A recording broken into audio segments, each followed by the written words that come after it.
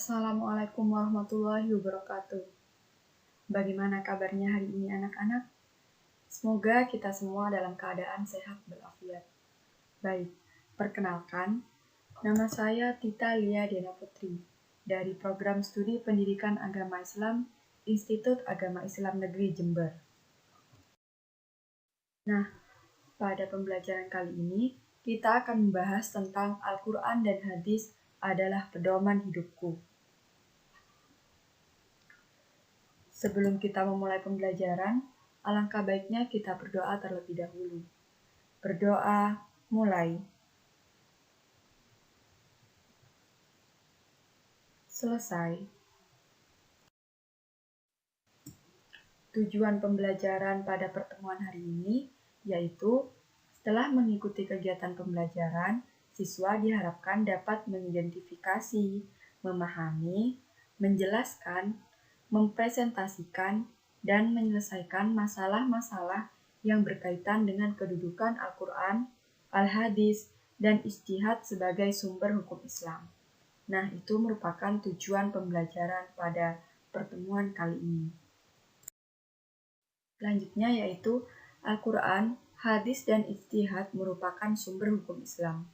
Apa sih sumber hukum Islam itu? Nah, sumber hukum Islam merupakan suatu rujukan, landasan, atau dasar yang utama dalam pengambilan hukum Islam. Hal tersebut menjadi pokok ajaran Islam sehingga segala sesuatu haruslah bersumber atau berpatokan kepadanya. Nah, jadi Al-Quran, Hadis, dan ijtihad ini merupakan suatu landasan atau yang disebut dengan sumber hukum Islam.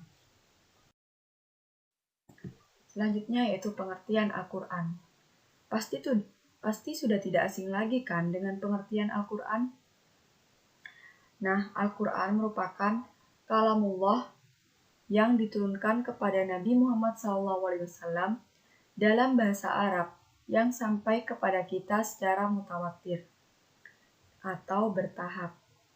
Ditulis dalam mushaf, dimulai dengan surat Al-Fatihah dan diakhiri dengan surat An-Nas yang berfungsi sebagai petunjuk umat manusia.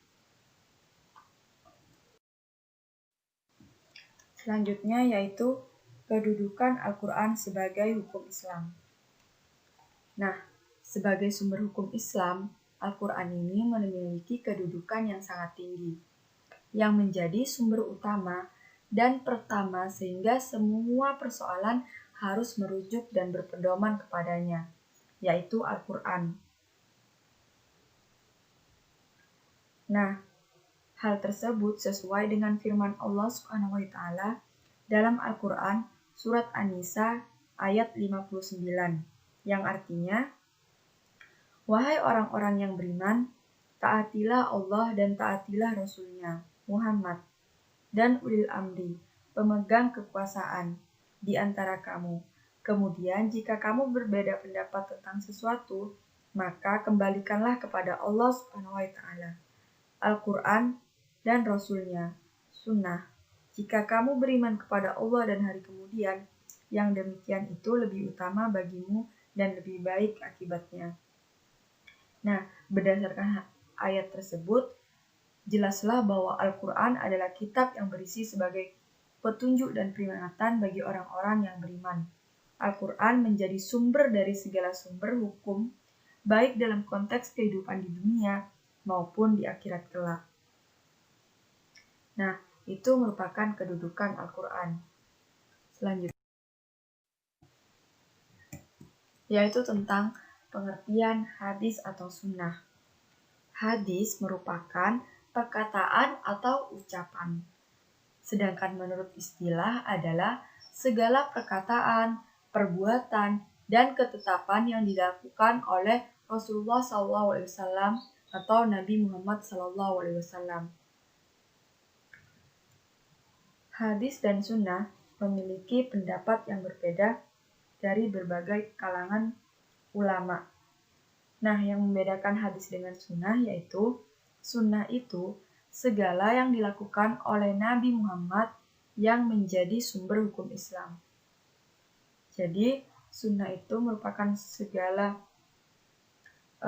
apa yang dilakukan oleh Nabi Muhammad SAW yang juga menjadi sumber hukum Islam. Nah, di dalam hadis itu sendiri memiliki bagian-bagian. Yang pertama yaitu sanad. Sanad itu adalah sekelompok orang atau seseorang yang menyampaikan hadis dari Rasulullah SAW sampai kepada kita sekarang ini. Yang kedua yaitu matan. Matan itu merupakan isi atau materi hadis yang disampaikan Rasulullah SAW. Yang ketiga yaitu rawi. Rawi adalah orang yang meriwayatkan hadis. Jadi, bagian-bagian hadis itu terdiri dari 3 bagian. Yang pertama sanad, yang kedua matan, dan yang ketiga rawi. Nah, itu merupakan pengertian hadis atau sunnah. Itu kedudukan hadis dan sunnah sebagai sumber hukum Islam. Nah, hadis dan sunnah itu juga merupakan sumber hukum Islam di bawah Al-Quran. Jadi, Al-Quran itu merupakan rujukan yang pertama, sedangkan hadis dan sunnah di bawahnya, atau bisa dikatakan rujukan yang kedua. Apabila perkara hukumnya tidak terdapat dalam Al-Quran, maka yang menjadi sandaran berikutnya adalah hadis. Nah, jadi hadis itu merupakan sumber hukum Islam yang kedua setelah Al-Quran. Nah, fungsi hadis terhadap Al-Quran. Fungsi hadis terhadap Al-Quran itu terdiri dari 4. Yang pertama, menjelaskan ayat-ayat Al-Quran yang masih bersifat umum. Contohnya adalah ayat Al-Quran yang memerintahkan sholat. Perintah sholat dalam Al-Quran masih bersifat umum, sehingga diperjelas dengan hadis-hadis Rasulullah SAW tentang sholat. Baik itu tentang tata cara sholat, jumlah bilangan rakaatnya. Nah, itu untuk menjelaskan perintah sholat tersebut. Jadi, keluarlah hadis-hadis yang berbunyi, sholatlah kalian sebagaimana kalian melihat aku sholat. Hal itu menjelaskan tentang sumber hukum Islam mengenai sholat. Yang kedua yaitu memperkuat pernyataan yang ada di dalam Al-Quran. Jadi, ada ayat yang menjelaskan sesuatu di dalam Al-Quran, hadis tersebut menjelaskan lagi untuk memperkuat pernyataan yang ada di Al-Quran. Yang ketiga yaitu menerangkan maksud dan tujuan ayat Al-Quran. Yang keempat yaitu menetapkan hukum baru yang tidak terdapat dalam Al-Quran. Maksudnya di sini adalah, jika suatu masalah tidak terdapat hukumnya dalam Al-Quran, maka diambillah hukum dari hadis yang sesuai. Seperti itu. Nah, itu merupakan fungsi hadis terhadap Al-Quran. Selanjutnya yaitu pengertian ijtihad. Ijtihad ini sudah pasti tidak asing juga kan di telinga untuk kata ijtihad. Nah, ijtihad itu merupakan kegiatan atau suatu perbuatan mencurahkan segenap tenaga dan pikiran secara bersungguh-sungguh dalam menetapkan suatu hukum. Atau di sini secara bahasa Arab, ijtihad berasal dari kata ijtahada yajtahidu ijtihadan, yang berarti mengerahkan segala kemampuan, bersungguh-sungguh mencurahkan tenaga, atau bekerja secara optimal. Nah, orang yang melakukan ijtihad ini disebut dengan mujtahid.